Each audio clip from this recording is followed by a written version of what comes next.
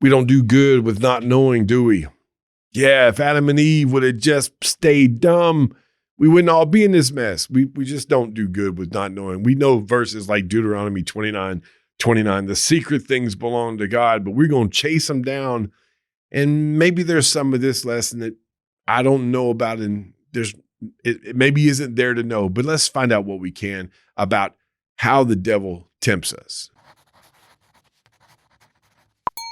I'm Zach. This is The Average Christian, a project simply about what it means to have a relationship with God, how to live that out in practical terms, everyday life, and then let's keep ourselves accountable and each other accountable as we go about it. So that's the question. How does Satan tempt people? It's fairly clear and fairly simple in certain ways. You can find the story of Job and you watch God, and it's weird, God and Satan and others having a meeting.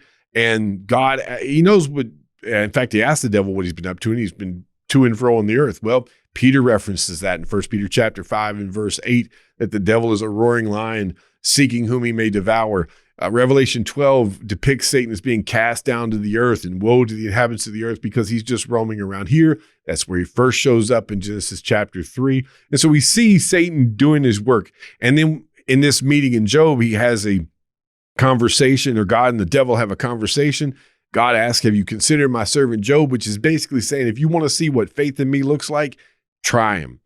And says, but you can't hurt him. And the devil destroys his life, which makes me wonder about what the devil still can and can't do. I don't know. But the devil absolutely, with God's permission, destroys his life. Comes back. They meet again. God says, have you considered Job? And says, yeah, sure. And basically what Satan was saying is, you've set Job up so well. No wonder he follows you and believes in you. Look at his good life. He says, well, he still has his health. The second time, God says, okay, you can hurt him. You can take away his health, but you can't kill him. And Satan does that. And I can't imagine what Job had to go through. So those are some insights as to what he does. He is always on the prowl. Back to Revelation 12. We are fighting an enemy who cannot beat God, who has tried and failed multiple times, who is here among us. This is his world. There are various references in the Bible to that. And he is trying. He knows his doom. He knows he is destined for hell. Hell wasn't even created for humans, Matthew 25. It was created for the devil and his angels. And what else can he do but hurt God as much as he possibly can by ruining you and me? And so that's why he is doing what he's doing day in and day out. So how does he tempt people?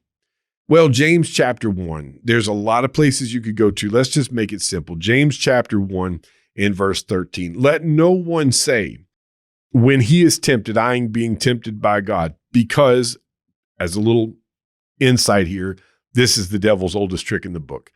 Make God look like the bad guy. He started off with Eve. Eve knew it was a command to stay away from a harmful tree, and God was protecting her. Satan says, oh no, he just doesn't want you to know what he knows. And all of a sudden the tree becomes good for food and appealing to the eye. And God looks like he's holding out, like he's the bad guy all of a sudden.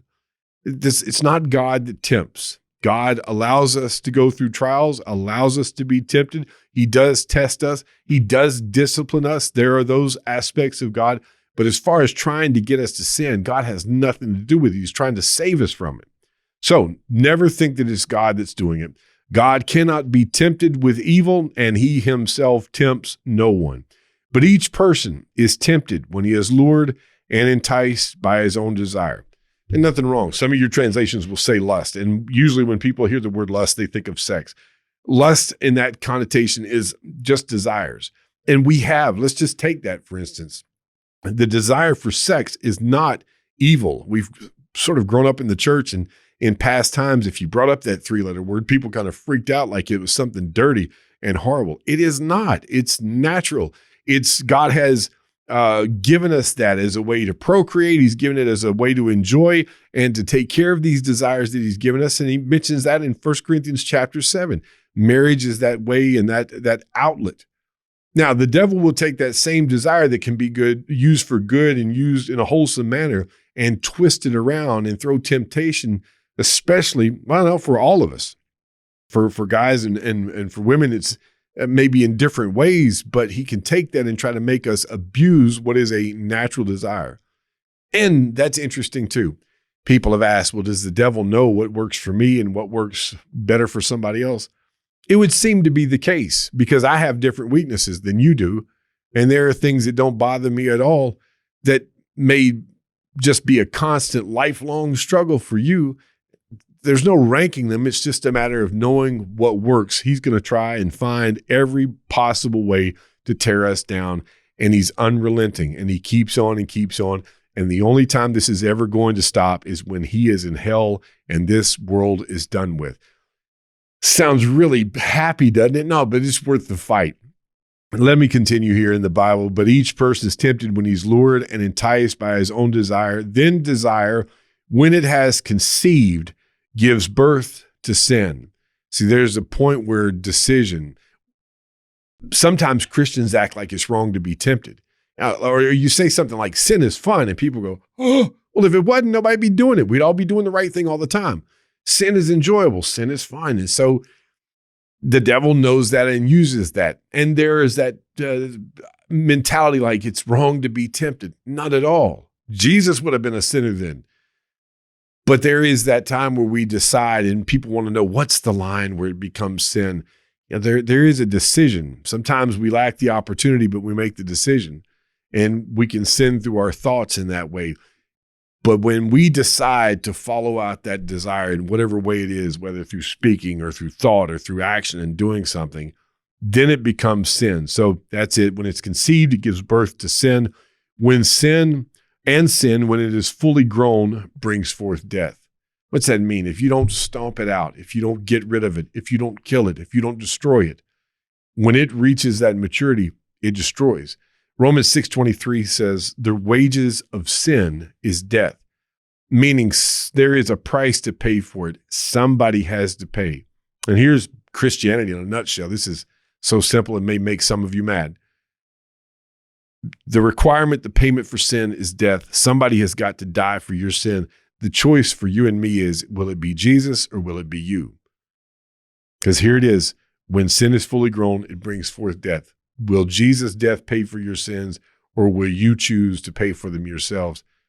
You don't want to make that choice.